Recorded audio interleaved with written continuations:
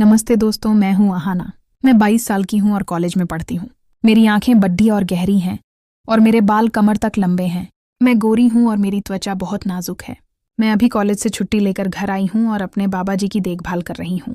ये कहानी मेरी और मेरे बाबा जी की है, जो मेरे जीवन की सबसे खास कहानियों में से एक है। यह थोड़ी लंबी है, लेकिन सुनोगे तो मज़ा आएगा।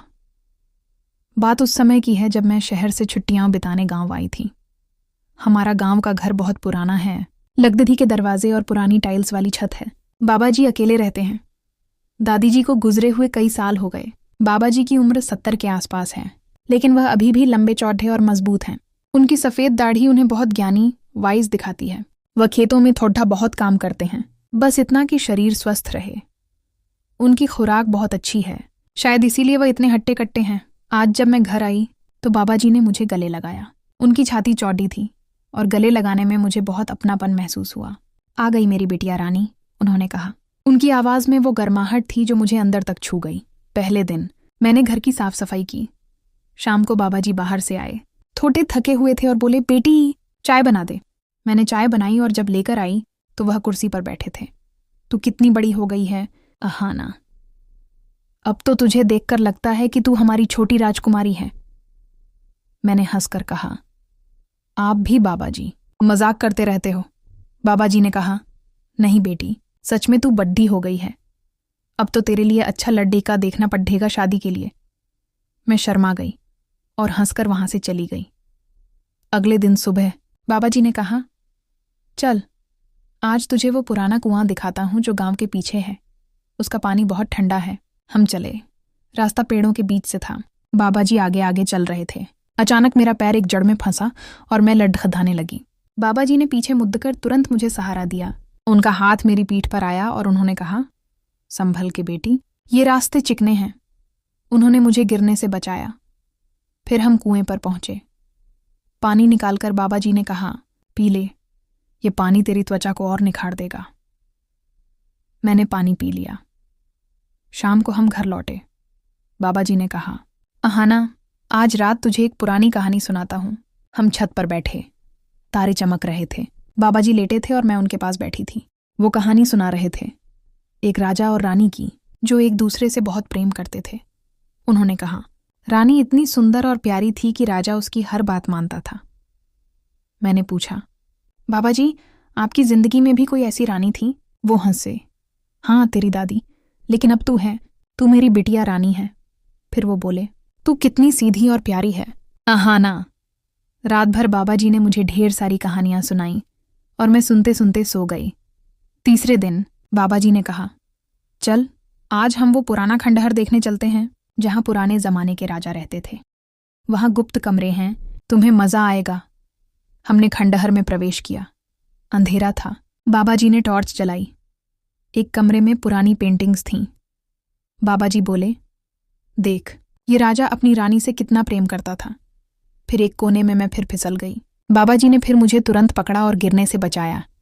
बेटी, तुम्हें यहां संभल कर चलना होगा, तुम्हें चोट लग सकती है।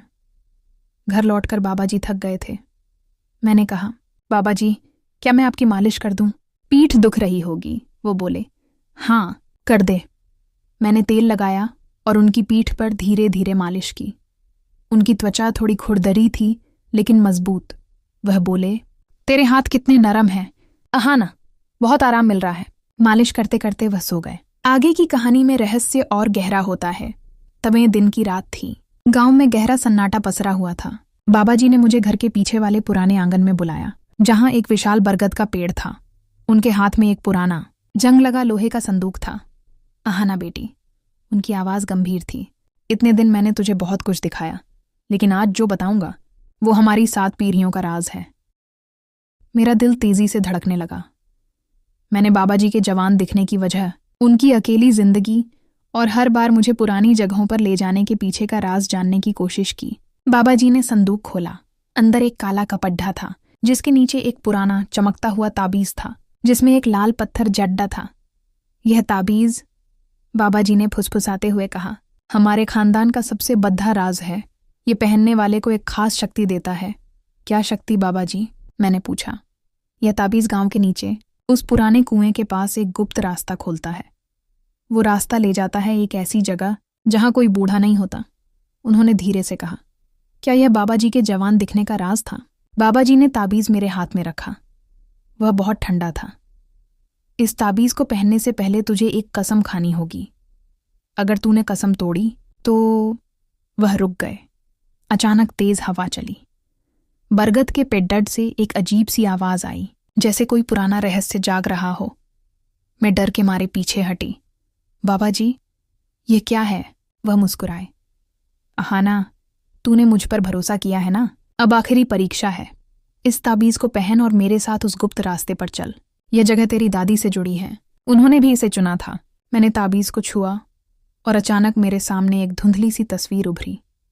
एक औरत जिसका चेहरा मेरी दादी जैसा था, लेकिन उसकी आंखें खाली थीं और वह मुस्कुरा रही थी। तस्वीर गायब हुई और संदूक अपने आप बंद हो गया। बाबा जी की आंखें चमक उठीं। रात खत्म होने से पहले तुझे चुनना होगा। अहाना, वो जगह तुझे सदा जवान रख सकती है, लेकिन इसकी एक कीमत है। मैं खड़ी थी, हाथ में ताबीज और दिमाग में सवालों का तूफान। क्या दादी की मौत का राज यही ताबीज है?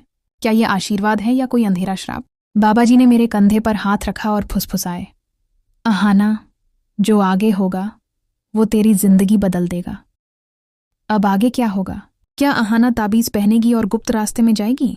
बाबा जी के जवान रहने का असली राज क्या है और कीमत क्या है? ये सब जानने के लिए अगला भाग जरूर पढ़ें।